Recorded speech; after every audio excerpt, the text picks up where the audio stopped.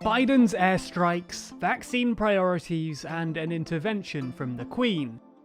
This is your TLDR News daily briefing for Friday the 26th of February. Before we start, we'd just like to point out that this is the 150th episode of the daily briefing. We'd like to say a huge thank you to all of you who regularly watch, listen, comment, like, subscribe, and read the briefing.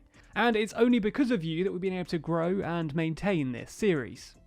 Anyway, in the first story of the daily briefing today, we go to Syria to discuss an American airstrike. In Biden's first military action since taking office in January, the new president ordered an airstrike against Iranian-backed groups operating in Syria.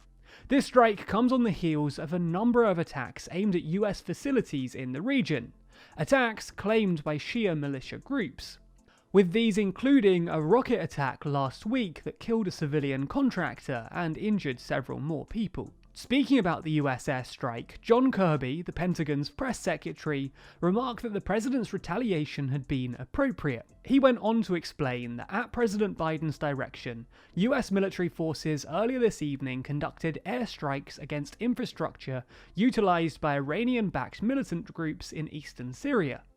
The president and others in his administration are clearly hoping that this decisive action will put an end to such attacks, with Kirby also commenting, "This operation sends an unambiguous message. President Biden will act to protect American and coalition personnel." By the way, that story was taken from today's morning briefing. For those of you who don't know, the morning briefing is a newsletter I send out every weekday morning, sharing the biggest and most interesting stories you need to know about. This means that I recommend a bunch of articles that I've really enjoyed over the previous 24 hours. But I also write custom summaries of each of the main news events, meaning that you get even more TLDR in your life.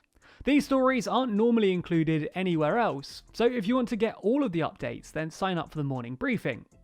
If you want to get the newsletter every day, that'll cost you £4 a month, but you can also sign up for the free tier, and then you'll get the briefings only on Fridays. If you're interested in either option, then the link's in the description, and it's a really good way to support the daily briefing, as profits from the morning briefing will help support this series, which at the moment is losing a fair bit of money. For the second story today, we come back to the UK to discuss vaccine priorities. While we try to aim to be impartial here at TLDR News, on occasion it's hard to present an alternative to the assertion that the government has been successful in something. Of course, it's important to hold the government to account when they've been unsuccessful, which we do, but it's also important to recognise when they do something well, in this case, the vaccine rollout. While we can debate exactly how much praise should be given to the government compared to NHS workers, local authorities and healthcare officials, it's hard to dispute that the vaccine rollout has been a success. The UK has already given a first dose of the vaccine to 15 million of the most vulnerable people. And in total, about 35% of over 18s in the UK have received their first dose. As such, we're rocketing through the top priority groups, and the Joint Committee on Vaccination and Immunisation have drawn up the next priority rankings. Some have speculated that essential workers will be next on the list, or perhaps those from BAME backgrounds. Teachers have also been touted as being next on the priority list. However, this has not ended up coming to fruition, and the list simply continues going through age groups, with 40 to 49-year-olds being the next group to be offered vaccines, following the over 50s and vulnerable groups, then 30 to 39-year-olds, and finally 18 to 29-year-olds. Justifying the move, Professor Anthony Harden, Deputy Chair of the JCVI COVID-19 Vaccine Subcommittee, wrote that focusing on occupational grounds would be more complex, risking slower vaccine delivery to the population as a whole, and leaving some higher risk individuals unvaccinated for longer. Let's just hope that they're successful, and we're able to get through the priority groups as quickly as possible.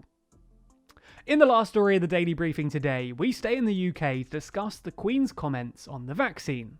In a rare intervention, Her Majesty has said that people who refuse the vaccine ought to think about other people rather than themselves. She added that the vaccination itself was very quick and didn't hurt at all. As we alluded to in the second story, there has been some reluctance in certain communities about taking the vaccine. According to royal sources, this intervention comes on the back of Her Majesty's passionate belief that everyone should be vaccinated. This should come as little surprise though, as in 1957 she made it known to the public that both Prince Charles and Princess Anne had been given the polio vaccine, in an attempt to assuage public concern at the time. It should also be noted here that the Queen, alongside Prince Philip, received their coronavirus vaccine a few weeks ago. For those of you who think the news is too long, be sure to check out tomorrow's daily briefing. Read the newsletter by signing up at tldrnews.co.uk/daily. Listen to the briefing by searching for TLDR News in your podcast app, or watch the briefing over at youtube.com/TLDR Daily.